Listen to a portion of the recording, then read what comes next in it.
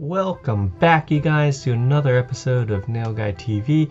Today we've got something really fun and exciting where we will be mixing two different mediums to create one simple design, and that's going to be a matte snakeskin. I chose some really crazy colors, so I went with like this neon pink and then a dark shade of purple.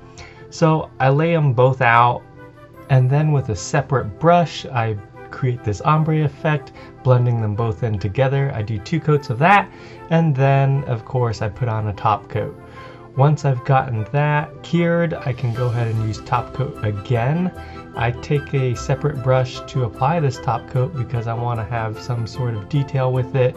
It's a lot harder getting detail with the brush that is included in the bottle, so I like to turn to my trusted pointy brush here.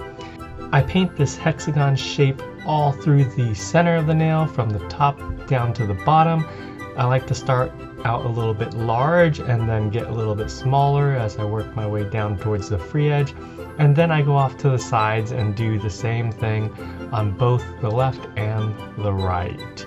Once we've got that, we can go ahead and get to the really fun part. And this is where we're going to be able to see the different contrast in color. So I lay out a paper towel and I sprinkle on some of my clear acrylic powder.